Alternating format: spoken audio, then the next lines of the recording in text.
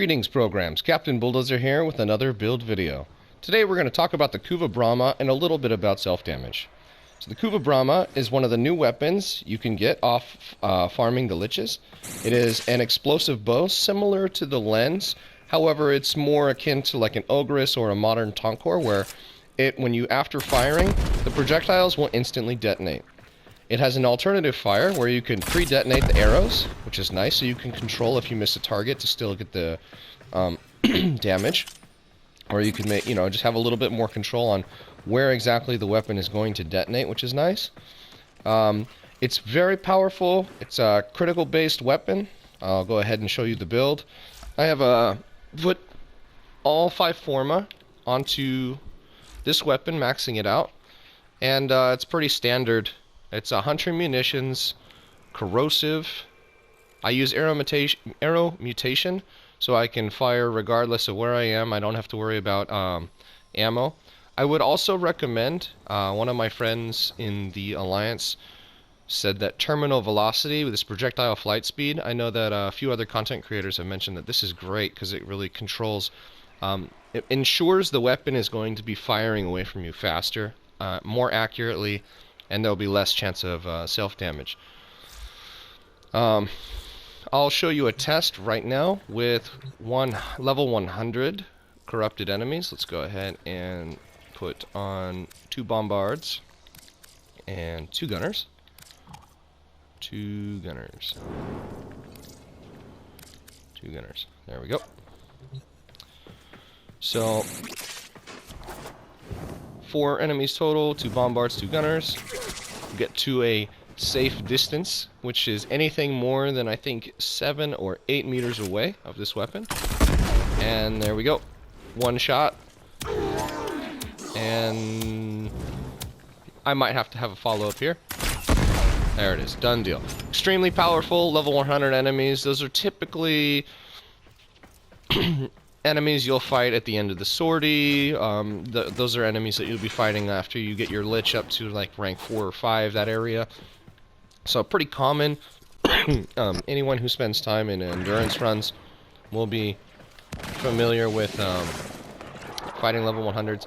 This bow almost one-shots them entirely.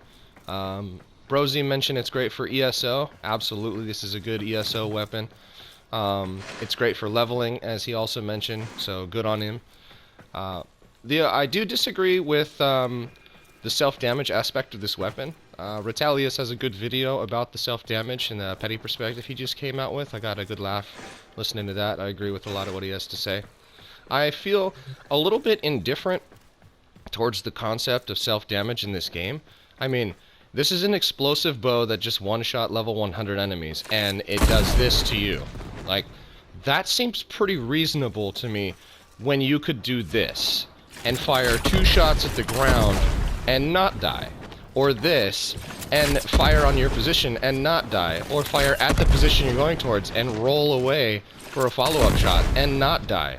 This game has an incredible parkour system. And if they buffed this weapon and made it even more lethal to you, but hit even harder on enemies, I would be 100% okay with that.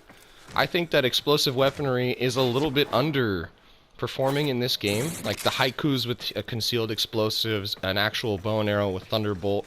Not that you should use them, because they're not good at all compared to this weapon, or other weapons. But having a buff to explosive damage types would make that high risk, high reward factor a little bit more enticing for me. I kind of want a game where if the enemy is in front of my face and I'm like, ooh, I die. That's cool. I'm totally okay with that.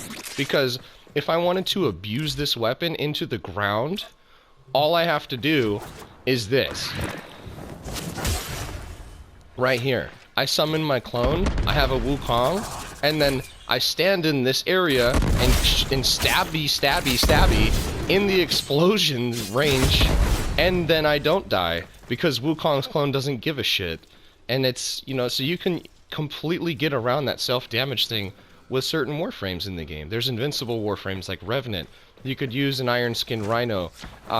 It's not going to last you very long, that Iron Skin, because that weapon is really powerful.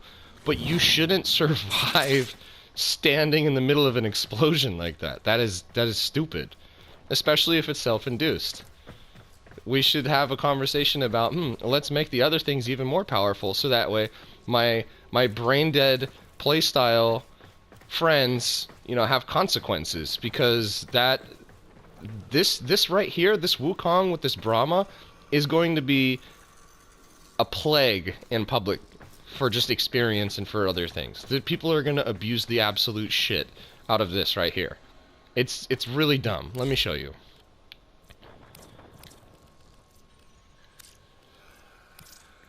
Three, 4, sure. 4. Let's just bring in a hodgepodge of fun stuff, because we're in the void and we're simulating doing void stuff, right? So here's my Wukong with its Bramma, and here we go. Let's go have fun. I don't want to die from these guys. They're all paused, so it doesn't really matter.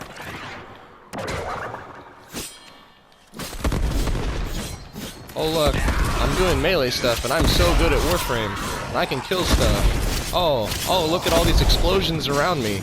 Oh look, oh, there's no more enemies. Well, I better go over here and fight them, because reasons. Because it's not like my clone is going to come over here and absolutely annihilate everything without consequence to me. You know, this right here is like almost cancer for Warframe. This should not exist. So that would literally be every single Mirage and every single person with a damage buffing ability using those weapons in public without Wukong. That would just be more prevalent on every level of this game. And when you actually want to play and shoot something and not watch it fly across the screen after like 80 volleys of that Bramma, that would be the end result of taking self-damage out of this game. And I think that would be a huge mistake to everyone that actually enjoys playing the game without some absurd fireworks show in their face. So that's my take on the Kuva Bramma. That's my take on self-damage in this game. I don't normally have an opinion video, but I think that this brought up a pretty concerning argument to me as far as, you know, the enjoyment of this game for people. I love the Kuva Bramma. I'm really excited to see what happens with self-damage, because that'll, you know, if we're all going to have a fireworks show, I guess I'll just jump in and have fun with it. But I think that there are other things we could do, like maybe increasing a high-risk, high-reward situation with weapons to make all those types of weapons worthwhile and more fun to use. And hopefully not start the next fireworks show like we had with the Tonkor and Mirage Prime and the Cynoid Simulator and Mirage Prime.